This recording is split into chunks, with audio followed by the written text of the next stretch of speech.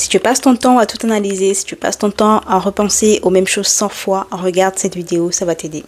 Je prends un exemple très simple. On a des fois envie d'envoyer un message, mais 45 minutes plus tard, on se retrouve encore à être là à reformuler encore et encore le message qu'on doit envoyer. Alors, qu'est-ce que c'est que l'overthinking? L'overthinking, c'est le fait de penser énormément, penser de manière négative, penser de manière obsessionnelle et paralysante. C'est un phénomène qui touche énormément des personnes introverties, des personnes qui sont perfectionnistes, mais aussi des personnes très anxieuses. D'où vient ce phénomène? Ce phénomène peut venir du fait qu'on ait peur du jugement, ça peut venir du fait qu'on est très perfectionniste, ça peut aussi venir d'une expérience antérieure qui nous a marqué, ça peut aussi venir d'un manque de confiance en soi, d'un manque d'estime de soi. Ce phénomène peut arriver à tout moment lorsque par exemple on a un oral à passer, lorsque par exemple on a eu une dispute avec une personne, on est amené à trop penser, à se faire des scénarios dans la tête, s'imaginer des choses qui n'existent pas, ou même des scénarios qui sont très improbables la plupart du temps. C'est juste notre cerveau qui en fait a peur et du coup on va s'imaginer tout et n'importe quoi. C'est très négatif et ça engendre plus de stress qu'autre chose en final. Alors ce qui peut déclencher, ce qui peut entretenir ce phénomène-là, c'est le fait d'être tout le temps dans l'imagination. On est très souvent plus dans le mental que dans la réalité. Je vais par exemple aller à un entretien d'embauche et au lieu de penser à l'instant présent, à ce qui se passe actuellement dans la vie réelle, je vais commencer à m'imaginer des scénarios.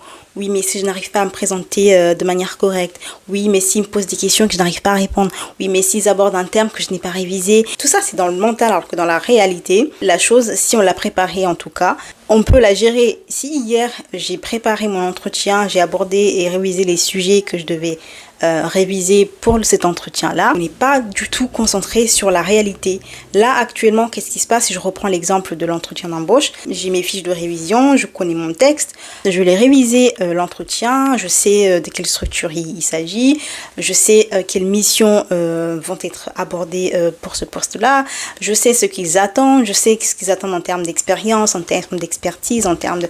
Voilà, je suis au courant, je sais donc qu'il n'y a pas réellement de raison pour laquelle je pourrais échouer à cet entretien-là. Alors, comment arriver à ne plus penser de manière exagérée?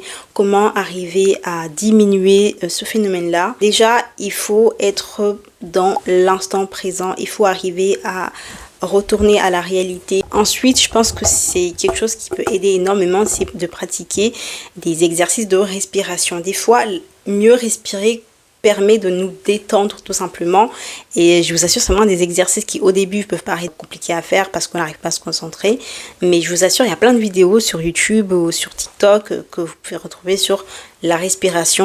Ensuite, il y a ce qu'on appelle le journaling. C'est quelque chose que j'adore parce que j'adore écrire. Écrire ses pensées, c'est vraiment libérateur, mine de rien. C'est vraiment, ça te permet de coucher sur un papier tes pensées, ça te permet de libérer. Tu peux vraiment écrire tout et n'importe quoi. C'est pas censé être poétique, c'est pas censé être vraiment bien écrit, bien structuré. Tu écris vraiment tout et n'importe quoi.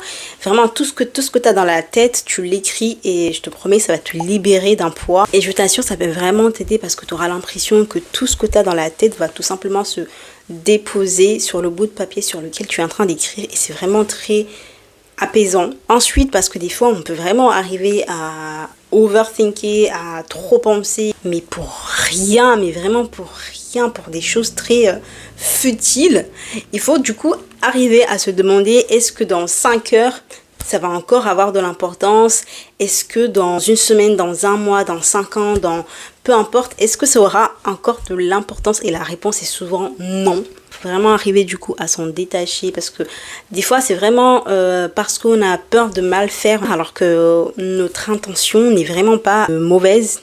Donc voilà, tu ne peux pas contrôler tes pensées parce qu'on en a des millions par jour. Donc on ne peut pas contrôler nos pensées, mais par contre on peut contrôler ce qui reste ou pas dans notre tête.